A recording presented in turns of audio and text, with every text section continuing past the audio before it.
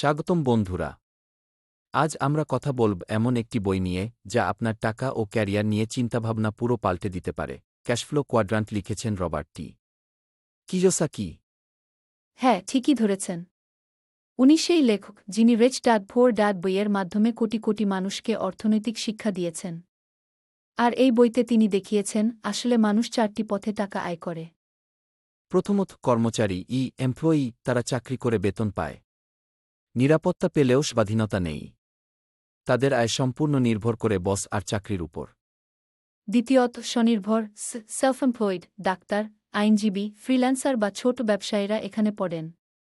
তারা নিজেদের বশ বটে, কিন্তু কাজ না করলে আয় বন্ধ হয়ে যায়। অর্থাৎ স্বাধীনতা সীমিত।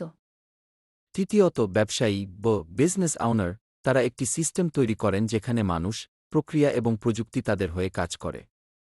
এখানে সময়ের চেয়ে আইডিয়া ও টিম কাজ করে। চতুর্থত, বিনিয়োগকারী ইনভেস্টর, তারা অর্থকে নিজের জন্য কাজ করায়। শেয়ার, সম্পত্তি বা অন্য ব্যবসায় বিনিয়োগ করে আয় তৈরি করে। এটাই সেই জায়গা যেখানে অর্থনৈতিক স্বাধীনতা বাস্তবে আসে। রবার্ট কিয়োসাকি বলেন, বেশিরভাগ মানুষ জীবনভর আর স্কোয়াড্রান্টে থেকে যায়। তারা নিরাপত্তা খোঁজে, কিন্তু কখনো সত্যিকারের স্বাধীনতা পায় না। ধনী মানুষরা ঠিক উল্টো কাজ করে। তারা ঝুঁকি নেয়, ব্যবসা তৈরি করে, তারপর ধীরে ধীরে বিনিয়োগকারী হয়ে ওঠে। বইয়ের সবচেয়ে বড় শিক্ষা হল, যদি ধনী হতে চান, তবে এমপ্লয়ি থেকে বিজনেস ওনার বা ইনভেস্টর এর দিকে এগোতে হবে। চাকরি করা খারাপ নয়, কিন্তু শুধুই চাকরি করলে আর্থিক স্বাধীনতা আসবে না। এক কথায়, আপনার টাকা নিয়ে কাজ করবেন না, বরং এমন ব্যবস্থা গড়ে তুলুন যেখানে আপনার টাকা এবং সিস্টেম আপনার জন্য কাজ করবে। বন্ধুরা, আজকের এই শিক্ষা যদি আপনার ভালো লেগে থাকে তবে লাইক দিন আর বন্ধুদের সঙ্গে শেয়ার করুন।